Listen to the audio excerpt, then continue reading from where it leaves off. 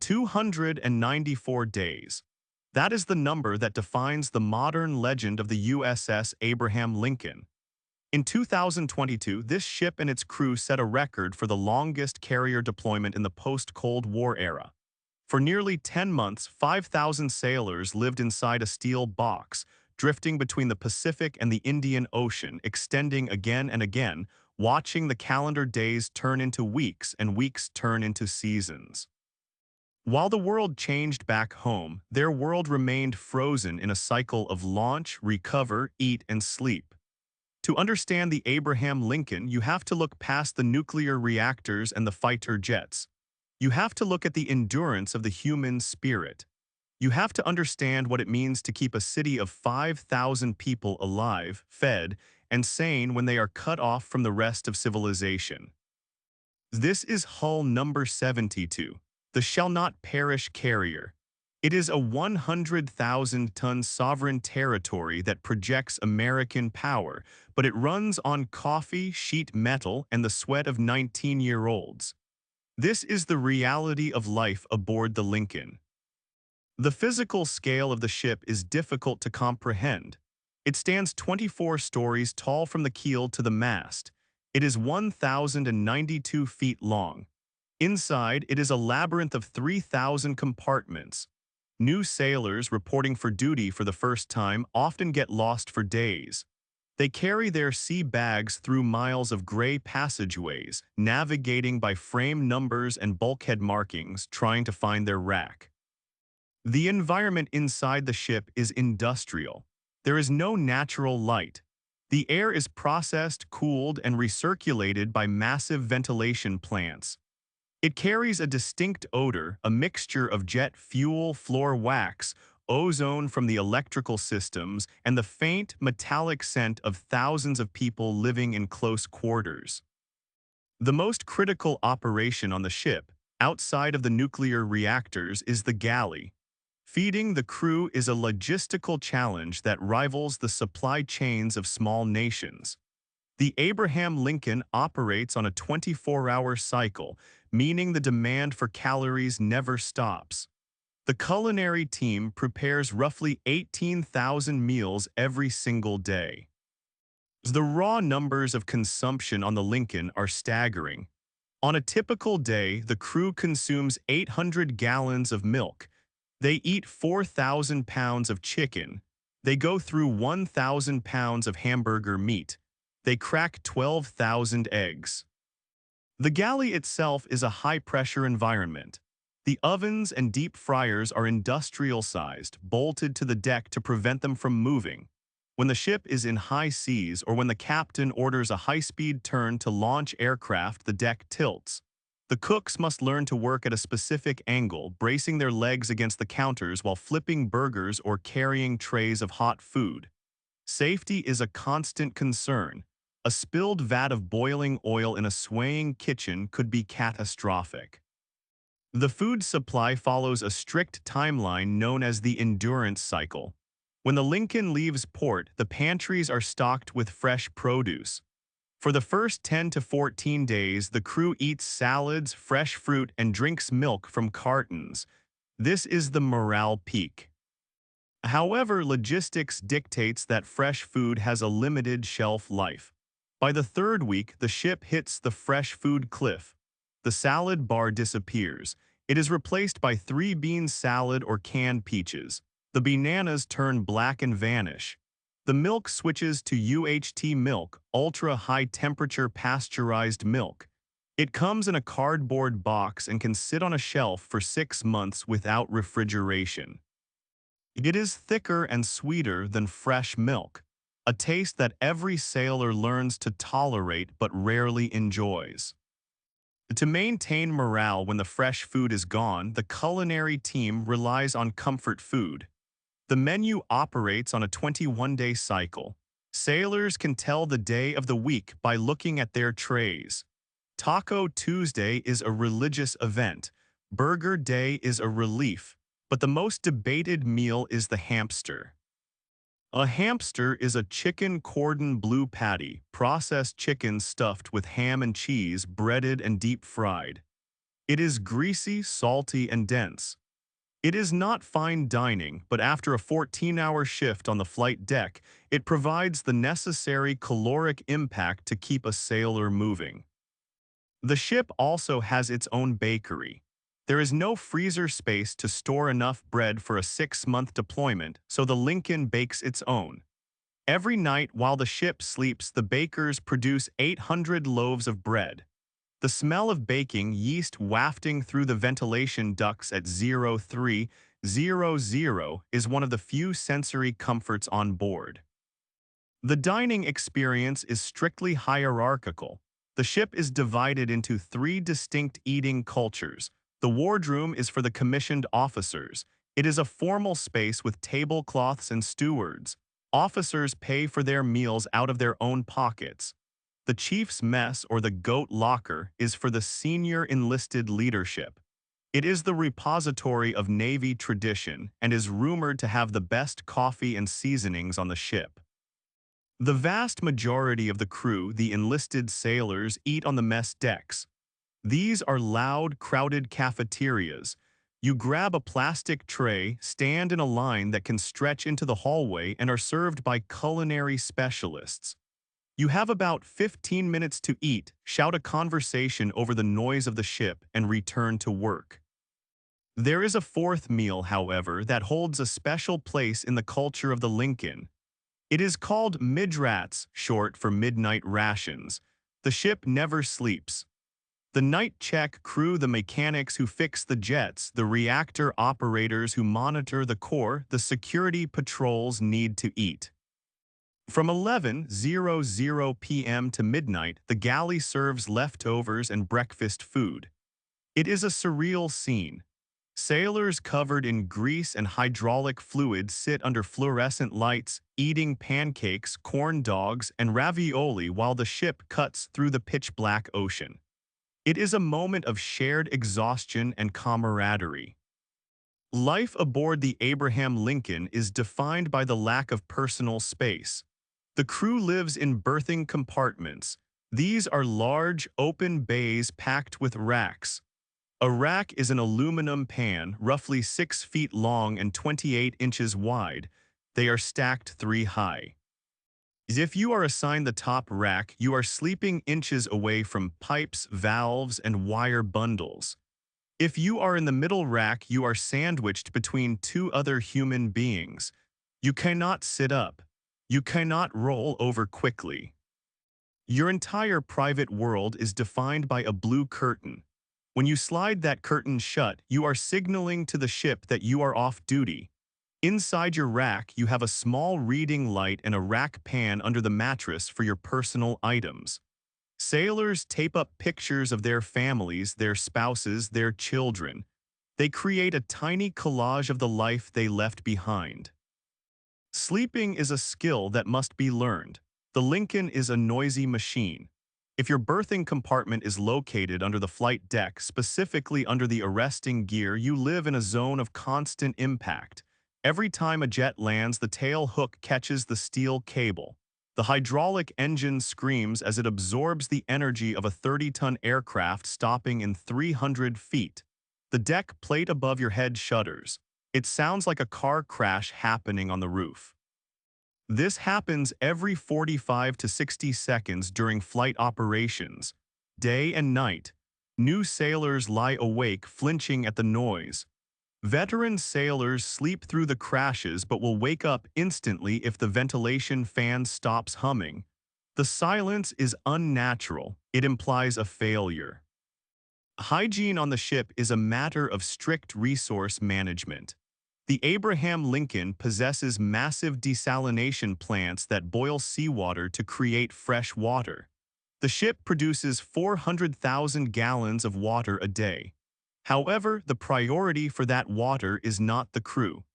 The priority is the nuclear reactor, which requires ultra-pure water and the steam catapults. Showers are a luxury. There are communal shower stalls with no dividers. The water pressure fluctuates. The rule is the Navy shower. Turn the water on to get wet, turn the water off, soap up and scrub, turn the water on to rinse, get out.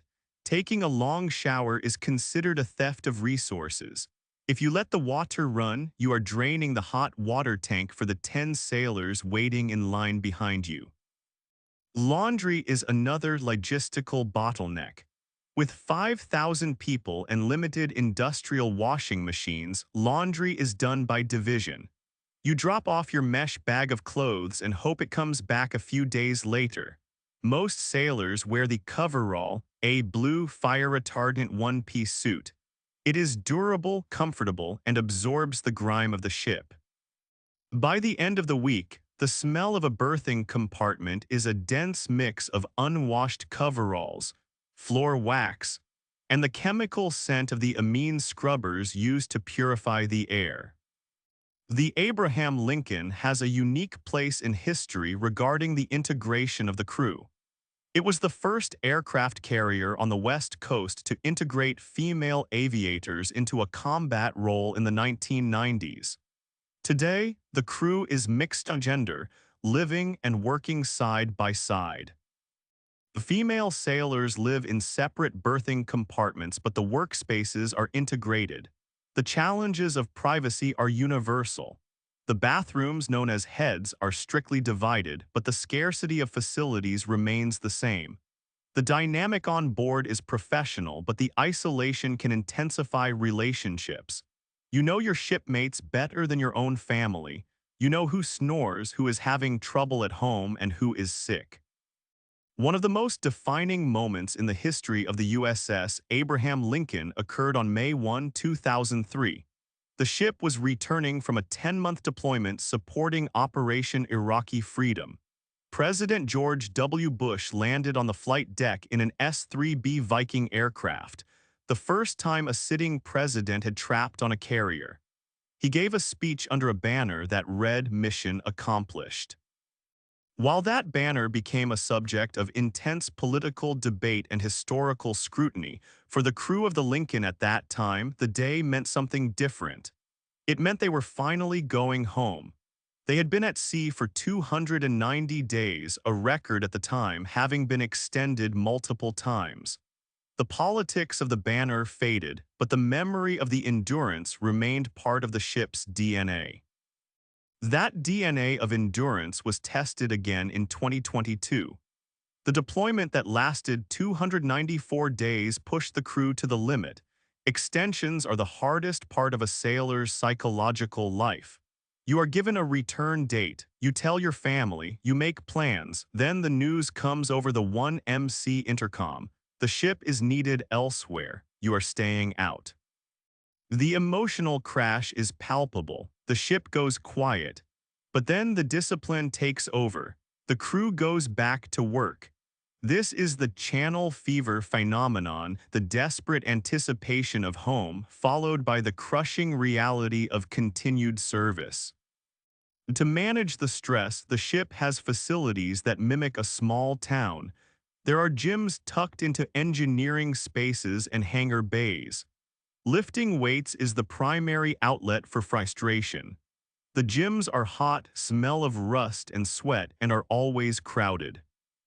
There is a library, there is a chapel, there is a barber shop, and there is the ship's store where sailors can buy snacks, energy drinks, and toiletries.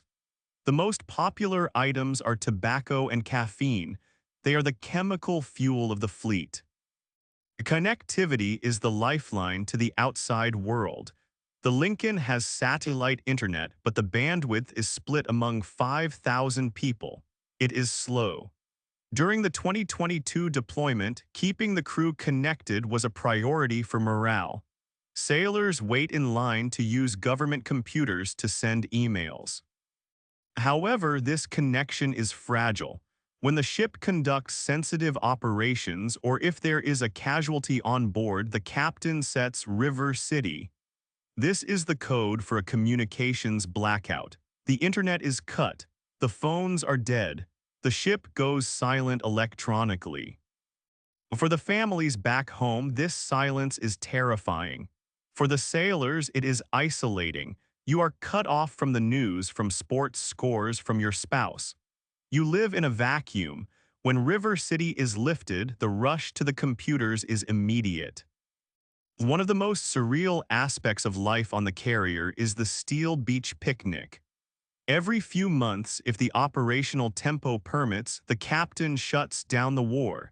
The aircraft are towed to the bow. The flight deck is cleared of FOD, foreign object debris. The culinary team hauls massive charcoal grills up to the flight deck. They grill thousands of burgers and hot dogs. The crew is allowed to wear shorts and t-shirts. Music blasts from speakers. Sailors play cornhole, throw footballs, and sit on the edge of the aircraft elevators, dangling their legs over a 60-foot drop to the ocean. It is a moment of cognitive dissonance. You are eating a burger on top of a nuclear reactor, surrounded by the most advanced weapons on Earth in the middle of the Pacific Ocean. For an afternoon, the rank structure dissolves slightly. You are just humans under the sun. Sometimes there is a swim call. The ship stops. The elevators are lowered to the water level. Sailors jump into the deep ocean. Navy rescue swimmers watch the perimeter with rifles to protect against sharks. Swimming in water that is 3 miles deep is a humbling experience. It reminds the crew of how small they are and how vast the environment is.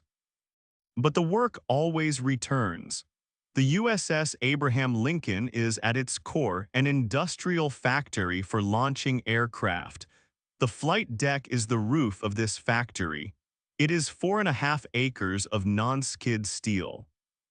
The crew on the flight deck wears color-coded jerseys to denote their function. Purple shirts, the grapes, handle the fuel. They drag heavy hoses across the deck, pumping explosive JP-5 fuel into running jets. Red shirts are ordnance. They load the bombs and missiles. They physically lift 500-pound warheads and attach them to the wings. Green shirts are the mechanics diving under the jets to check hydraulics. Yellow shirts are the directors, controlling the movement of aircraft worth millions of dollars. The danger is constant. The flight deck is a sensory assault. The smell of jet exhaust is overwhelming. The noise vibrates in your chest. The heat from the engines and the sun can reach 130 degrees.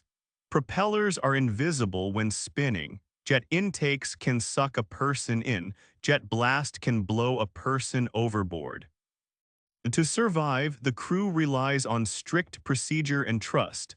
A 19-year-old yellow shirt has the authority to stop a commander from taxiing his jet. If the yellow shirt crosses his arms, the pilot stops. Rank does not matter on the flight deck. Safety matters. Deep below the waterline, the snipes in the engineering department live a different reality. They rarely see the sun. They work in the engineering main spaces, monitoring the steam gauges and the reactor coolant pumps. It is hot, noisy, and dirty work. They are the ones who make the water, generate the electricity, and turn the screws. Without them, the Lincoln is a floating sculpture. With them, it is a warship. Waste management is a massive operation. 5,000 people create tons of trash. You cannot throw plastic into the ocean. The ship has a waste processing room. Plastic is collected, shredded, and melted into solid discs called pucks. These pucks are sealed in odor-proof bags and stored on board until the ship reaches port. On a long deployment, the Lincoln can carry thousands of these pucks. Food waste is pulped into a slurry and discharged. Metal and paper are processed. The Lincoln is also a platform for diplomacy. It has hosted foreign dignitaries and heads of state, but for the crew, these visits mean extra cleaning. The blue-tiled jungle, the miles of vinyl flooring inside the ship must be polished. Sailors spend hours swabbing, waxing, and buffing the floors until they look like glass. It is a task that feels endless, but it instills a sense of discipline and ownership. When the USS Abraham Lincoln finally turns toward home, the atmosphere on the ship changes. Channel fever takes hold.